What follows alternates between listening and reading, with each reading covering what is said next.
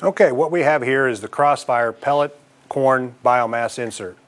The nice thing about the Crossfire is that you can burn a multitude of fuels, but the stove is primarily designed to burn pellet and or corn or a combination of the two. So it gives you two good choices there down the road depending on fuel prices and things of this nature, or what's available in your area. You can choose which fuel you'd like to burn. The stove will actually have a 50,000 BTU heat rating on the corn side, and when you're burning pellets, it's going to have about a 40,000 BTU BTU rating. So you've got the best of both worlds there. You've got a product that will actually take a fireplace that's in the home now that may be drawing out more heat out of the house than what it's actually putting into when you're burning it.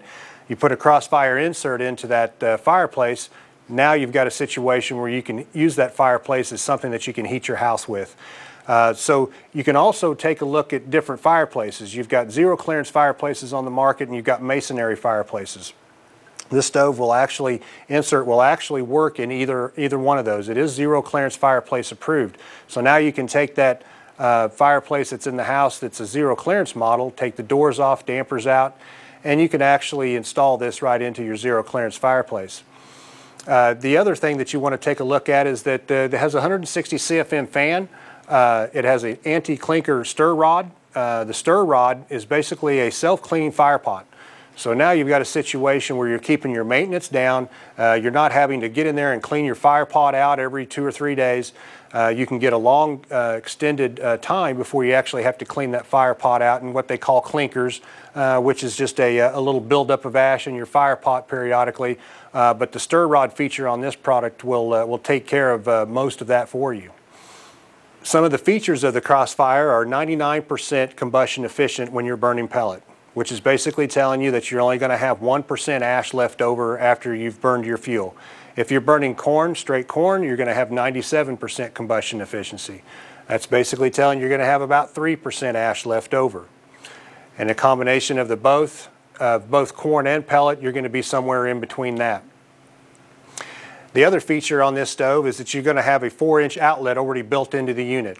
On most any pellet stove, anytime you go above 10 feet vertically, you need to expand out to 4-inch. The Crossfire has that built right in, makes it very easy for the installer to bring their flexible pipe up through the damper and up through the chimney with 4-inch right off of the unit.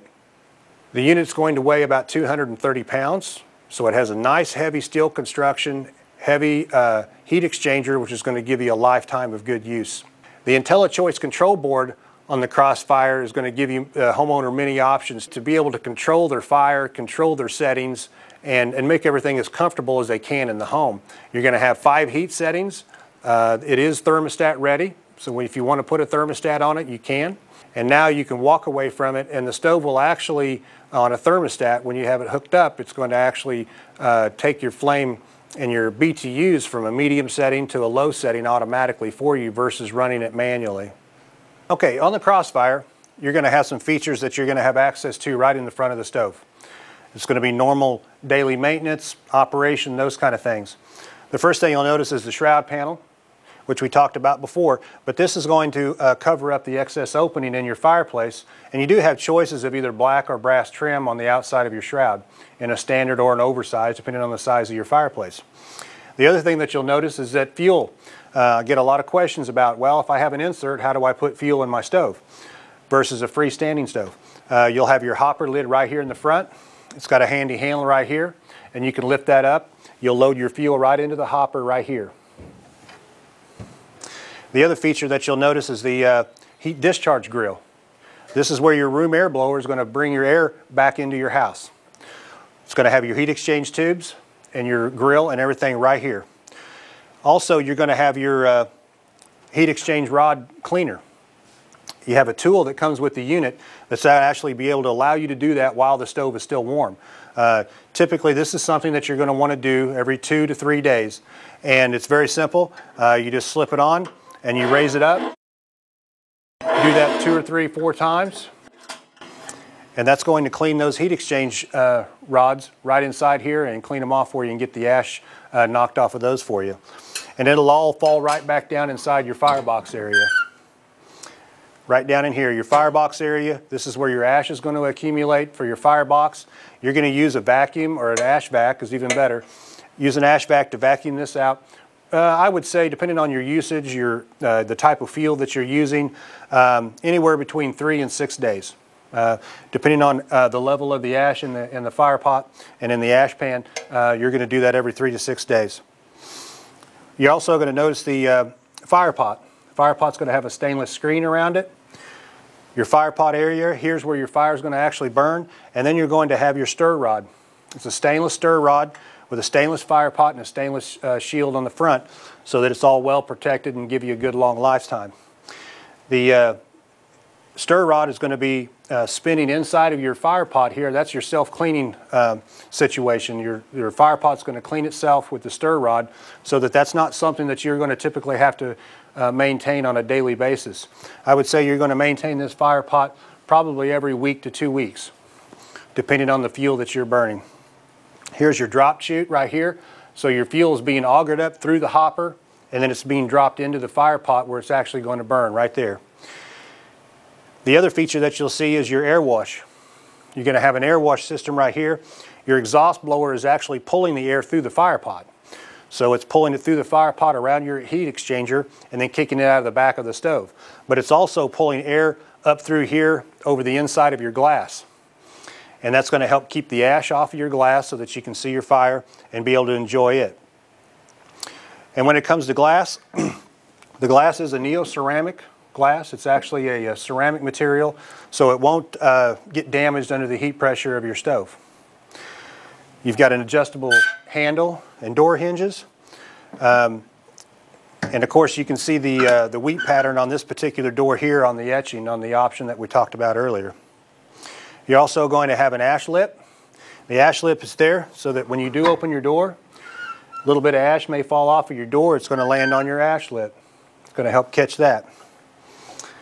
And if you open your door here, you're going to have on your ash lip, when it comes to some of the cleaning and maintenance that you'll have to do on your stove periodically, you'll have to be able to get into the heat exchanger areas at the bottom of them where your ash is going to collect. So what I recommend is that every 2 to 3 weeks, or whenever you have the unit shut down, just pull out this one screw and remove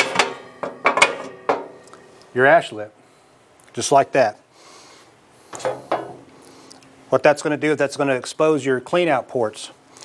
You're going to pop those off with a screwdriver and run your vacuum on both sides. And that's going to allow you to be able to clean at the bottom of your heat exchanger, and that way you get plenty of airflow through your stove. Because that's one of the most important things on any biomass stove, pellet or corn, is to make sure that you've got plenty of airflow and good oxygen getting to your fire. And keeping your stove clean of ash is going to do that for you. And then to put that back on, you're just going to slide them back on like that, and then replace your screw to hold it in tight. On your optional doors, again, you're going to have black, gold, or nickel doors. And then on the option of your side trim colors, you're going to have black and gold. Typically, when somebody, when the homeowner wants to have a nickel door, they're going to use either no trim or black trim. With a gold door, then you've got other options. You can do black trim, no trim, or gold trim. The air control for this stove, for your fresh air for your fire pot, is located on the left-hand side at the bottom. And it's numbered, and that way you can always remember where you had your setting. When you have a particular fuel feed setting, you're going to have this set to where it's going to give you the optimum burn and most efficiency in your stove. So you'll make those adjustments as needed. Your control board is also located on the left-hand side of the stove. And it's located on an access door right here on the side, which can hinge open, so that if you do need to do any cleaning or access into this area, you can actually open these doors and do that. You would also have a access door over on the right-hand side of the stove.